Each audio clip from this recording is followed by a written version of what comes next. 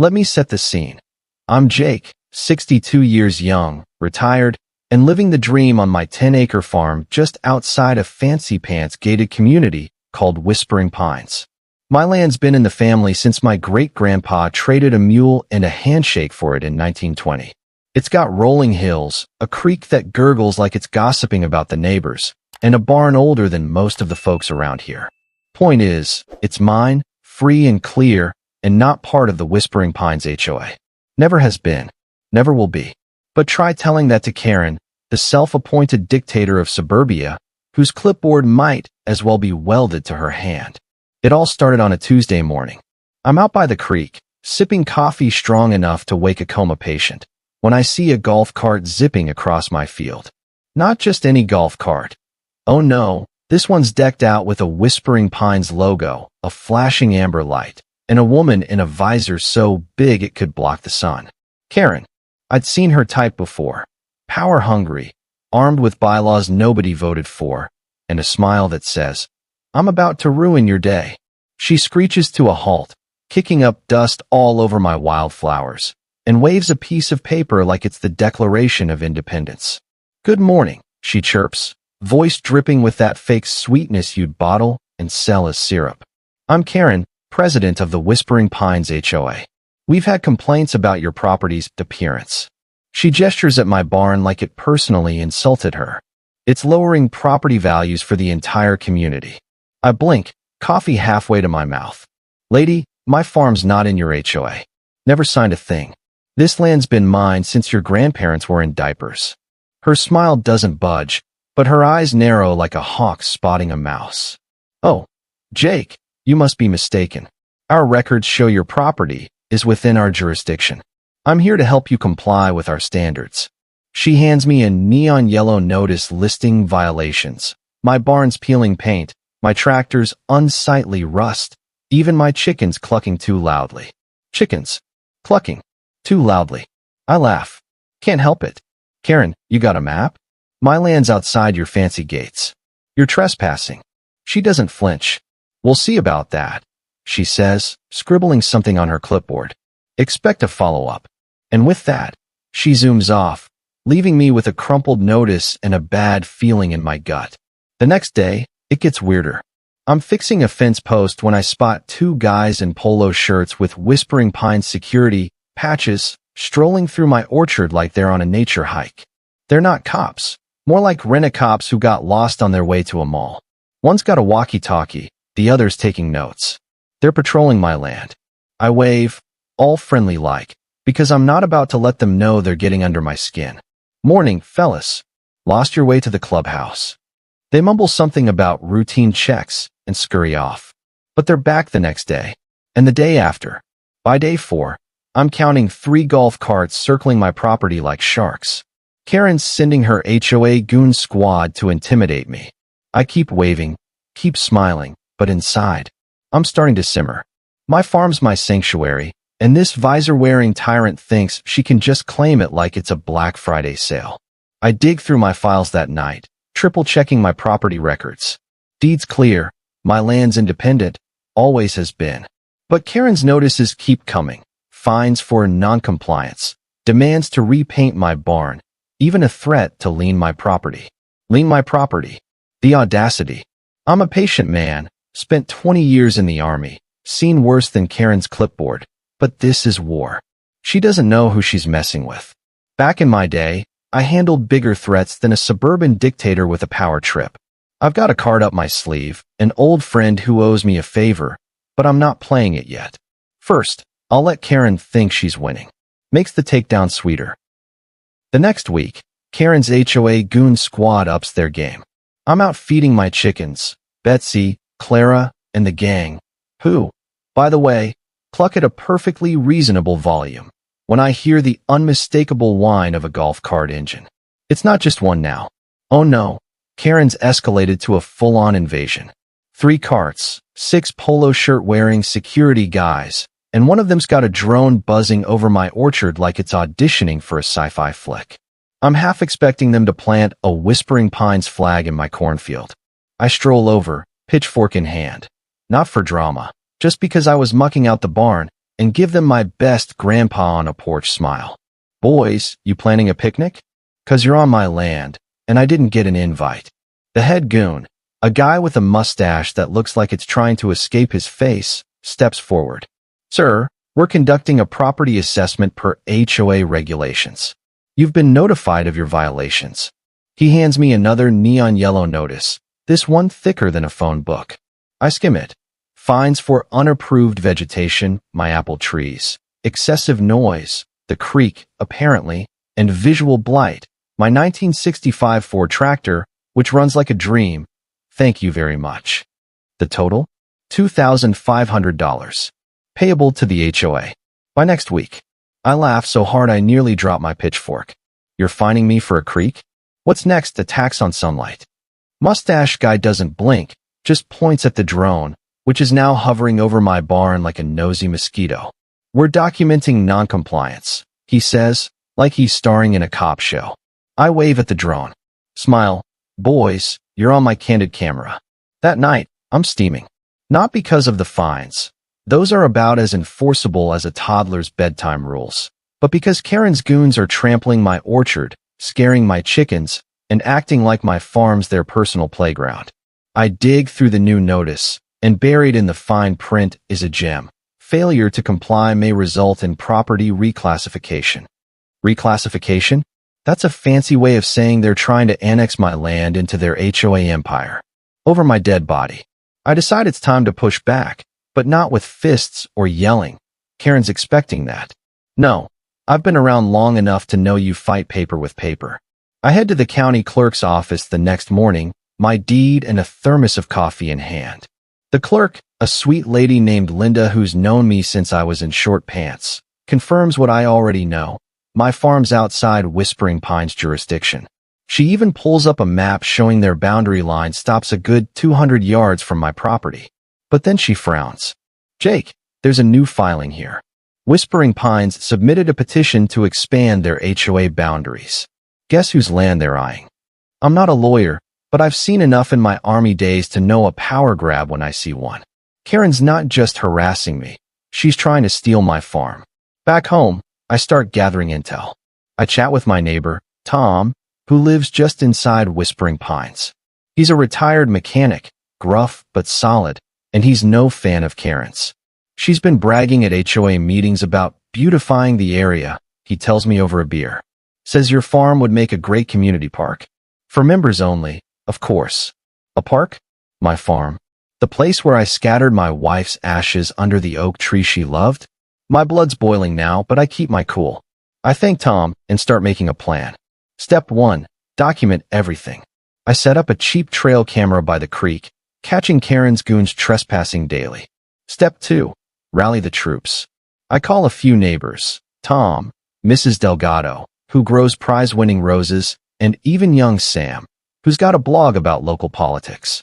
They're all sick of Karen's reign of terror, like when she fined Mrs. Delgado $200 for planting unauthorized tulips. We agree to meet and strategize. By the end of the week, Karen's goons are getting bolder. One morning, I catch them measuring my barn with a tape measure, muttering about eminent domain. I'm still playing nice, waving and offering them lemonade, which they decline, probably because they think it's poisoned. But inside, I'm done with this nonsense. Karen's crossed a line, and I'm ready to fight back, not with pitchforks, but with something sharper. I've got a plan, and it starts with exposing her little empire for what it is. The sun's barely up, and I'm already knee-deep in Karen's nonsense. I'm out by the barn, fixing a squeaky hinge, when I hear the drone again, zipping over my cornfield like it's scouting for alien life. This time, it's not alone. 2 golf carts roll in, carrying Karen herself, visor gleaming like a battle helmet, and her usual posse of polo shirt minions.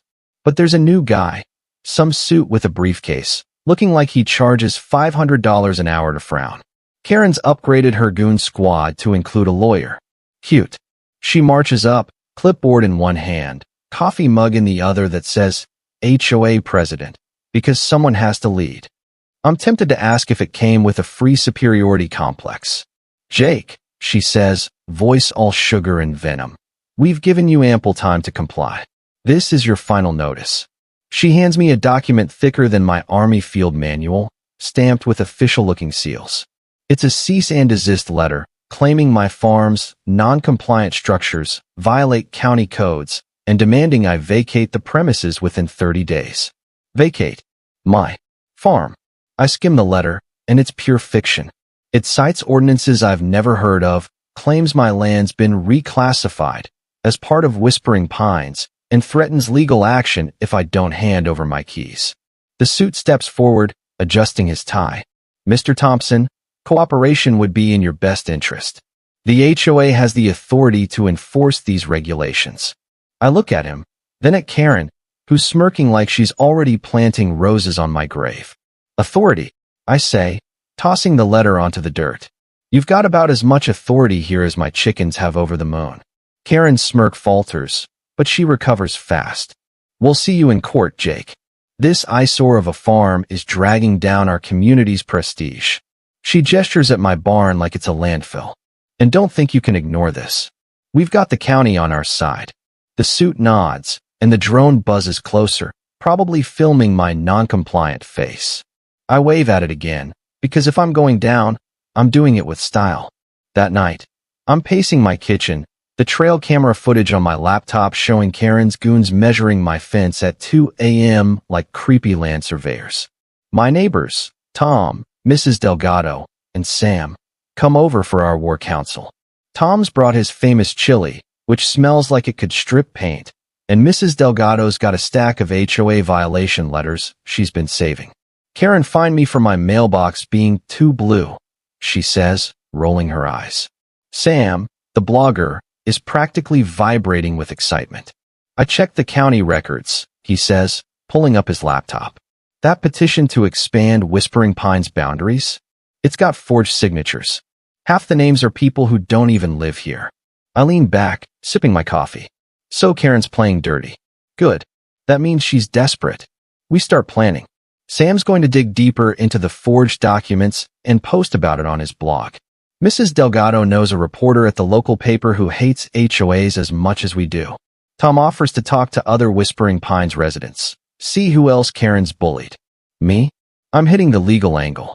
I call Linda at the county clerk's office, who promises to pull every document related to Whispering Pines expansion. Jake, she says, I found something odd. The county assessor's office got a letter from Karen claiming your farm's abandoned. I set him straight, but she's pushing hard. Abandoned? My farm? The place where I'm up at 5 a.m. every day feeding livestock and fixing fences? Karen's not just entitled, she's delusional. I spend the next few days gathering evidence. Photos of my deed, screenshots of the trail cam footage, even a recording of Mustache Guy telling me to vacate or else, while he's standing on my porch. I'm building a case, but Karen's not slowing down. By Friday, there's a new sign on my gate. Property under HOA review. I rip it down and use it as kindling for my fire pit. Tastes like victory. But then Saturday hits, and Karen goes nuclear. I wake up to a bulldozer parked at the edge of my property, right where my orchard meets the road. Two guys in hard hats are unloading equipment, and Karen's there, directing them like she's Steven Spielberg filming Jaws. I storm over, my boots kicking up dust. What the hell is this, Karen? You planning to plow my apples into a parking lot? She turns, unfazed. We're preparing for community improvements. This area's been rezoned for a park. She hands me another document, this one claiming eminent domain. I'm no lawyer, but I know that's not how eminent domain works. You don't just declare it with a clipboard and a power trip. I'm shaking with anger, but I keep it together. Karen, you're on my land. Get your toys and your goons off it. Now. She laughs, actually laughs. Jake, you're fighting a losing battle. Whispering Pines always gets what it wants. The bulldozer revs, and I swear I hear my wife's oak tree groan. That's it. I'm done playing nice. Karen thinks she's got me cornered, but she's about to learn I don't back down easy.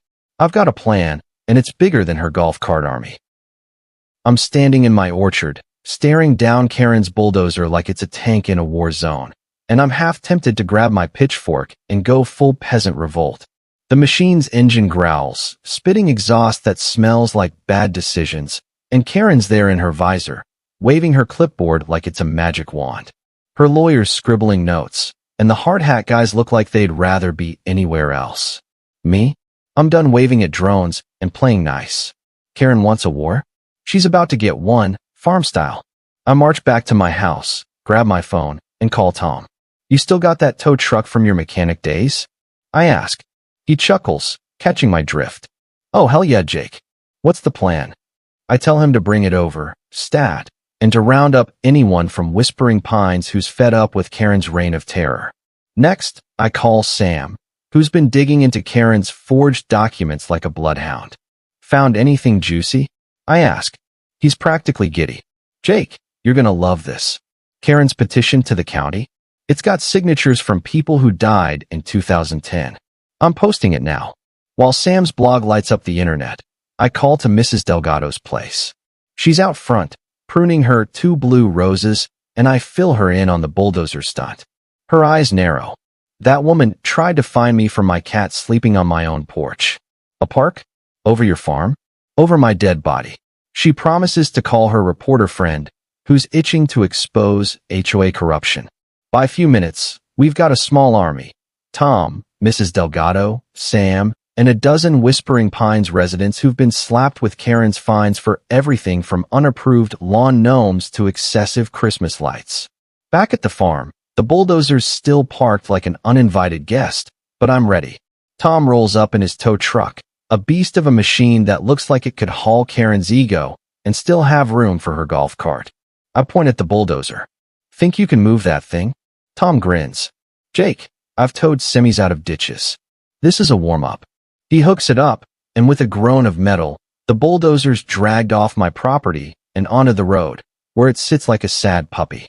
Karen's goons scatter, yelling into their walkie-talkies, but I just lean on my fence and sip my coffee. Trespassing's a bad look, fellas, I call out.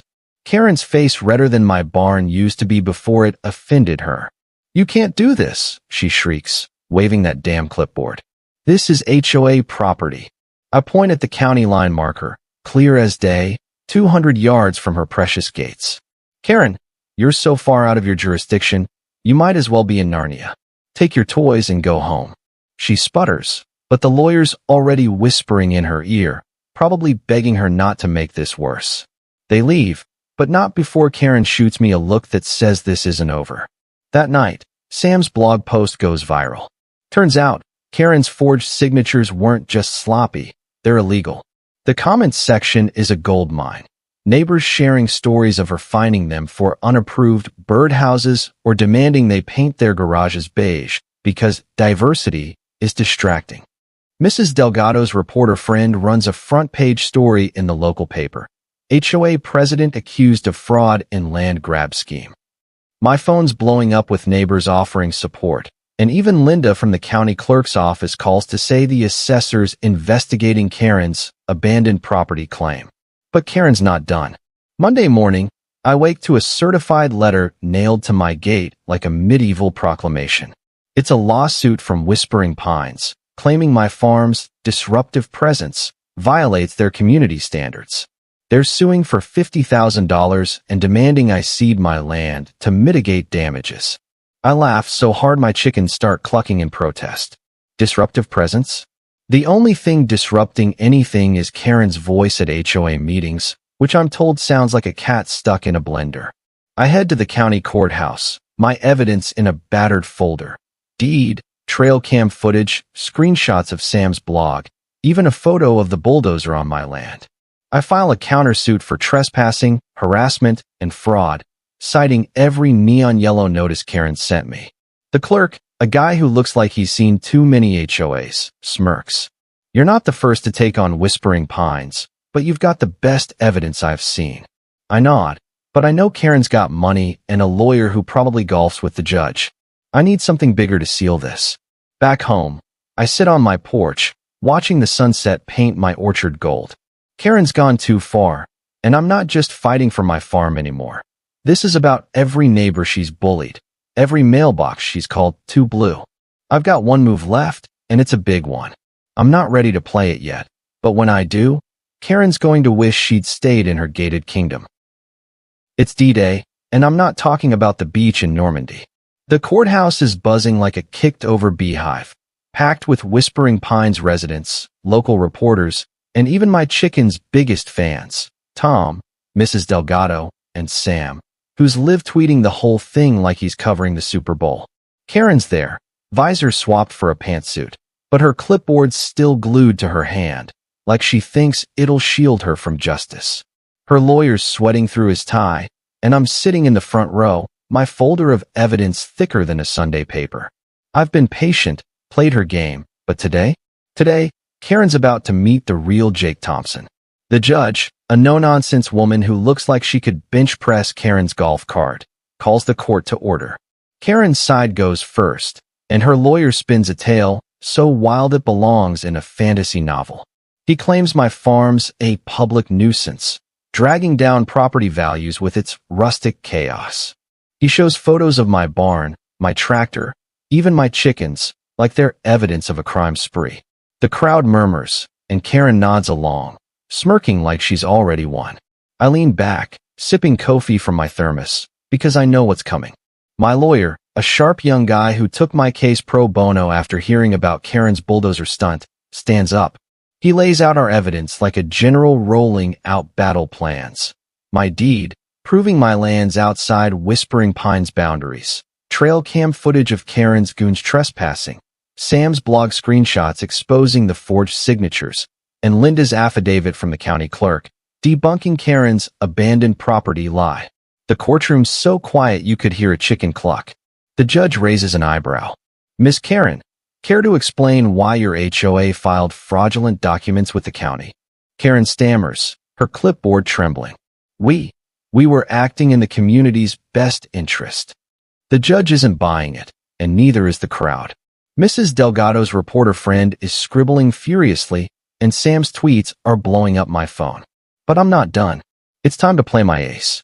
I lean over to my lawyer and whisper, make the call. See, back in my army days, I wasn't just any grunt. I was in military intelligence, working with folks who could find dirt on a saint. One of those folks, my old CO, General Hargrove, owes me for a favor I'd rather not discuss. Let's just say it involved a jeep, a border crossing, and a lot of fast talking. Hargrove's retired now, but he's got connections deeper than Karen's entitlement. I'd called him the night before, and he'd promised to pull some strings. As Karen's lawyer fumbles, the courtroom door swings open, and in walk two suits from the state attorney general's office, badges gleaming like they're straight out of a movie. Miss Karen, one says, voice cold as my creek in January. We're here regarding allegations of fraud, trespassing, and abuse of authority by the Whispering Pines HOA. The crowd gasps. Karen's face goes whiter than her HOA-approved beige fences. Her lawyer starts babbling about misunderstandings, but the suits aren't here for tea and sympathy. They serve her with papers, criminal charges for forgery and harassment, plus a civil investigation into the HOA's finances. Turns out, Karen's been skimming dues for community projects that look a lot like her new pool. The judge bangs her gavel, dismissing Karen's lawsuit and upholding my countersuit. I'm awarded $75,000 in damages for trespassing, harassment, and emotional distress, enough to repaint my barn and maybe buy my chickens some fancy feed. Karen's let out, still clutching her clipboard, muttering about appeals as the crowd cheers. Mrs. Delgado hugs me, Tom slaps my back, and Sam's already blogging about the fall of Karen's empire. The reporter's got her headline. HOA tyrant faces justice in the scandal over the seizure of veterans' land. Back at my farm, I sit under my wife's oak tree, the creek gurgling like it's laughing at Karen's downfall. The bulldozer's gone, the drones are grounded, and my chickens are clucking at a perfectly reasonable volume. Whispering Pines elects a new HOA president, Tom, who promises to ban neon yellow notices forever. As for me, I'm ready for whatever comes next. If another Karen tries to mess with my farm, they'll find out I've still got a few tricks up my sleeve and a general on speed dial.